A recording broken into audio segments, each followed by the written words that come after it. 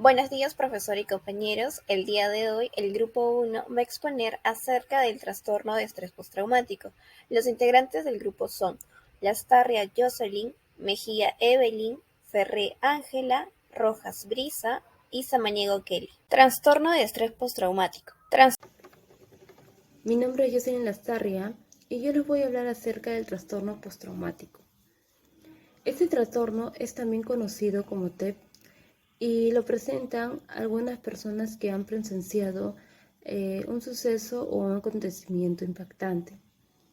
Las personas que tienen este trastorno tienden a sentirse angustiadas o estresadas incluso cuando ya no existe un peligro de por medio.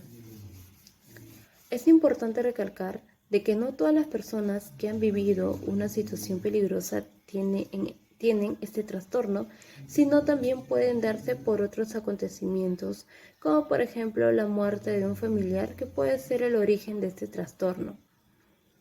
Bien, en cuanto a la duración, este trastorno suele durar desde meses hasta años, en las cuales suelen haber episodios que conlleven a recordar el trauma, originando así en la persona intensas reacciones tanto emocionales como físicas. Por otro lado, según el DSM-5, nos indica de que este trastorno se caracteriza por una serie de síntomas característicos que siguen a la experiencia directa, conocimiento u observación de un suceso extremadamente traumático, en la cual la persona responde con un miedo u horror intenso.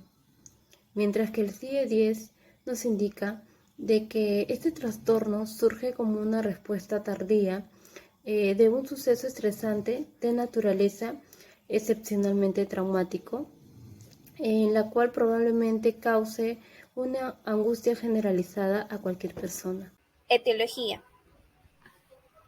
Hablaré sobre las etiologías. Los dividí en tres factores biológicos, ambientales y psicológicos. En los factores biológicos, el trastorno de estrés postraumático produce a causa de las diferentes enfermedades, como la psoriasis, eczema, enfermedades de Crohn, asma, úlcera gástrica, entre otros, donde el organismo desencadena una serie de mecanismos de defensa, en los cuales juega un papel fundamental el sistema nervioso central, como también el sistema suprarrenal y el cardiorrespiratorio. Cuando la homeostasis interna está en peligro, se activa el sistema endocrino y su respuesta al peligro depende de la intensidad del agente causante del estrés. Asimismo, en los factores ambientales es por haber experimentado situaciones de vida relacionadas con maltrato físico durante la infancia, violencia sexual, agresión física, ser amenazado con un arma, un accidente, pérdida de un ser querido. Y en factores psicológicos es por haber experimentado un trauma intenso o duradero en etapas previas de la vida, como maltrato infantil y entre otros. Criterios de diagnóstico. Hola, mi nombre es Kelly Samaniego Guevara. Voy a hablar referente al criterio de diagnóstico trastorno estrés postraumático, según la DSM-5 con el código F431. En el criterio A trata de la persona ha estado expuesta a un acontecimiento traumático en el que existió dos puntos.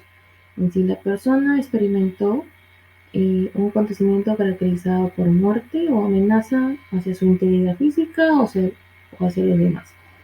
En el punto 2, la persona tuvo una respuesta de temor o desesperanza o un horror intenso. En el criterio B, el acontecimiento traumático es reexperimentado persistentemente a través de una de las siguientes formas, como el recuerdo del acontecimiento recurrente, ni siquiera provoca malestar, que incluyen imágenes o pensamientos o en sí percepciones. En el punto 2, sueños referente al acontecimiento recurrentemente. En el punto 3 sería que el individuo en sí actúa o en sí tiene una sensación de que vuelve a tener este acontecimiento traumático, presenta cierto flashback. En el siguiente punto, en el malestar psicológico, al exponer estímulos internos o externos, en sí que simbolizan un recuerdo referente al acontecimiento traumático. En el siguiente punto es una respuesta fisiológica al exponer estímulos internos o externos referente al trauma. En el criterio C consiste en la evitación persistente de estímulos, en sí que asocian al trauma y que indican 3 o más de los siguientes síntomas, como esfuerzos por evitar tener ciertos pensamientos referentes al trauma, sentimientos o ciertas conversaciones, que es que no puede hablar referente a ello. Sucesos como evita ciertas actividades, así que tenga cierto recuerdo del trauma, una incapacidad para recordar un aspecto importante, una reducción de las actividades que participaba anteriormente, una restricción de su vida afectiva, una sensación de un futuro observador, ya no tiene incentivo de conseguir nuevos trabajos, de tener planes a futuro, formar una familia, en sí llevar una vida normal. En el criterio D, en los síntomas persistentes de aumento en sí de la activación, tal y como indican 2 o más de los siguientes síntomas, como irritabilidad o ataques de ira, dificultades en sí para conciliar el sueño, dificultad para concentrarse, respuestas exageradas de sobresalto. En el criterio E, estas alteraciones, en sí los síntomas B, C y D, se prolongan más de un mes. En el criterio F, estas alteraciones provocan un malestar significativo o un deterioro social laboral en otras áreas importantes de la actividad en sí del individuo. Según la CIE 10 con el código F431, las características del trastorno de estrés postraumático son los episodios reiterados de volver a evidenciar el trauma mediante los sueños, una sensación de entumecimiento o embotamiento emocional, un cierto desapego hacia los demás, un estado de hiperactividad o con hipervigilancia, incremento de la reacción de sobresalto e insomnio. Suelen temerse, incluso evitarse a las situaciones que sugieren un simple recuerdo. Diagnóstico diferencial entre el trastorno de estrés postraumático y el estrés agudo. Acerca del diagnóstico diferencial. Nosotros vamos a hacer un diagnóstico diferencial entre el trastorno de estrés postraumático y el estrés agudo, dado que son 2 trastornos que por lo general tienden a confundirse, puesto que también estos 2 trastornos comparten algunos síntomas y por ello es que surge esta confusión, pero son 2 trastornos completamente distintos y esta diferencia se va a notar en el inicio y en la prevalencia o duración de los síntomas. De esta manera, el primer factor que nos ayudará a diferenciar estos 2 trastornos será justamente el inicio de los síntomas. Veremos que en el caso del estrés agudo, vamos a ver que esta sintomatología característica va a empezar poco de tiempo después de haber la persona experimentado o participado en una situación muy traumática para ella o una situación muy fuerte. Mientras que en el caso del trastorno de estrés postraumático, vamos a notar que estos síntomas aparecerán luego de haber transcurrido un mes como mínimo. Ahora, el segundo factor que nos va a poder ayudar a nosotros a seguir diferenciando estos 2 trastornos corresponde a la prevalencia o duración de los síntomas. Vamos a ver nosotros que en el caso del estrés agudo, los síntomas irán disminuyendo, sí, pero esto al haber transcurrido como mínimo un mes. De esta manera la persona va a poder afrontar aquellas situaciones, experiencias que le puedan recordar este hecho traumático por el que pasó, y en muchos de los casos también se ha visto que las personas logran superar este evento traumático.